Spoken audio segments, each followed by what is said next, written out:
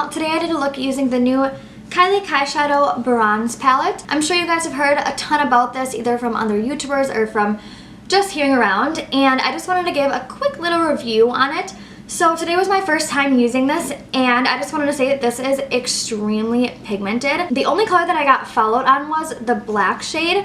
All the other colors are super creamy and buttery shades, which I love in eyeshadows. So yeah, that's all I have to say about this palette. I honestly think it's worth the money if you're looking for a really pretty warm neutral palette. So anyways, if you like this video and you aren't already subscribed to my channel, then please subscribe. And if you want to know how I got this look, then just keep watching. Okay, first I'm going to be priming my eyelids with the Soft Ochre Paint Pot by MAC. And then I'm just putting a matte powder over that just so that I have a nice smooth base to work with. Now the first thing I'm going to do is take this Maybelline Eye Studio gel liner in the shade Blackest Black. And I'm using a Sigma E65 small angled eyeliner brush. So I'm just going to start mapping out the shape of the wing. So I'm starting in the outer corner and then very lightly just flicking that and winging it up, and then starting at the tip of that and then connecting it, and I'm following the natural crease in my eye. So normally when I do like a cut crease, I'll go a little bit above my crease, but this time I'm going to be connecting it right into my actual crease. And then I'm just going to take a little bit more on my brush and then start filling that in, but I'm only going to take it about 1/3 of the way in because I want it to be a very blended eyeshadow look. Now I'm dipping into Obsidian from the Kyshadow palette, and I'm just switching brushes. I'm using the Luxie 215 brush now. It's basically the same brush, but I just didn't want to mix my gel and powder together. So I'm just packing that black shadow right over the black gel just to set it and make it a little bit more intense and matte black. And now I'm taking Bronzite on this flat Morphe brush. It doesn't have a name on it, so I must have gotten it in a set. So I'm just going to pack this like half over the black and then half on my lid so I can just start fading the black into the lighter colors that I'm going to use. So you don't want to do swiping motions when you're doing this. I'm just very lightly patting that on there. Now I'm taking the shade Quartz and I'm using a MAC 242 brush, and I'm going to put that on the inner half of my eyelid. Just going to kind of start blending that into those darker shades. Now I'm just using that same brush and I'm dipping into Citrine or Citrine, and I'm very lightly packing that over the center of where the brown and the quartz color meet. And whenever you're trying to blend and be really precise, you don't want to do swiping motions, you only want to do patting motions. If I was doing swiping motions, all these colors would probably just start blending together.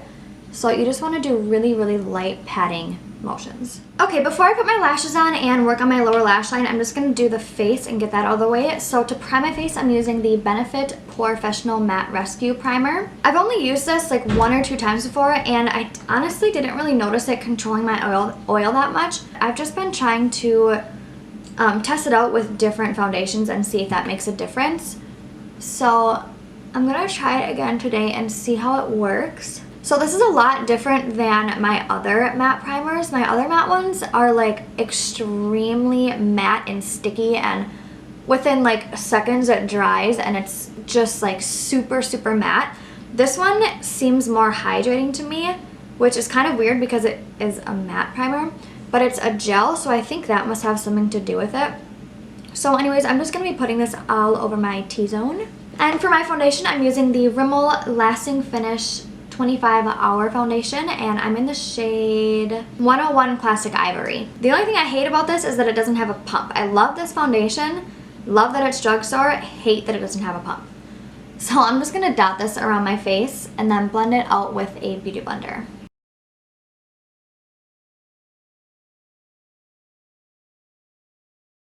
Okay, so that foundation was a little bit too light for me right now. I didn't realize how tan I was. But that's okay, we can just fix it with bronzer later on. Now I'm going in with concealer. I'm using the new Kat Von D Lock-It Concealer. I have the shade L7 Warm. So I'm just going to be putting a little bit of this underneath my eyes in triangle shapes, and then, of course, blending that out with a damp beauty blender again. Then I'm putting a little bit down my forehead, nose, cupid's bow, and chin. Then to set all my concealer, I'm using the RCMA No Color Powder. I love this powder for setting my under eyes and basically all my concealer because it's super lightweight and it's really hydrating, unlike a lot of other setting powders. They can be really drying. Plus, it's really cheap. It's only like $12 on beautylist.com. So I love how much powder you're getting for $12. I think it's a great deal. And I love how hydrating it is under my eyes. So I'm just taking my Kat Von D Shade and Light contour brush and dipping a little bit into the cap of this and then tapping off the extra. And then just very lightly packing that on underneath my eyes. And then I just like to put a little bit over anywhere else that I put the concealer. Now for my eyelashes, I'm using the KoKo Lashes in 201, and I'm just going to do this off camera because it takes me a long time.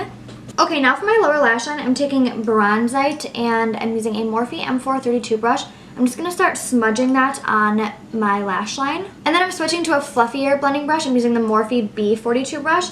And then I'm taking Topaz, just a little bit on the tip of it, and then tapping off the extra, and then I'm just going to start blowing that out. And then I'm lining my waterline with the Sephora Contour Inner Rim Gel Eyeliner in the shade Nude. And then for my inner corner highlight, I'm using Jasper. For my bronzer today, I'm using the Sephora bronzer in the shade Fiji 4. And then I'm just going to use the same Kat Von D Shade and Light brush. Just going to be very lightly putting that in the hollows of my cheeks. And then I'm not bringing it any farther past the middle of my eye. And then I'm just putting a little bit on my hairline. For my blush today, I'm using the I Will Always Love You blush by Too Faced. I just thought this would be perfect for this look because it has like a peachy tone to it, and so does my eyeshadow.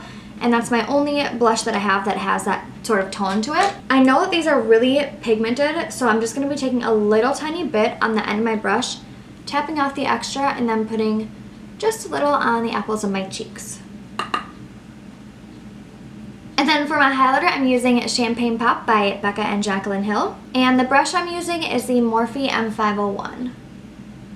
So I'm just focusing this on the very, very high points of my cheeks, not bringing it past the arch of my eyebrow because that's where most of my texture starts. And I do not want to emphasize that, so I like to keep it very high up on my cheekbones. Okay, so now for my lip color, I thought it was only appropriate to use something by Kylie since this is a Kyshadow tutorial. So I'm going to be lining my lips with Ginger.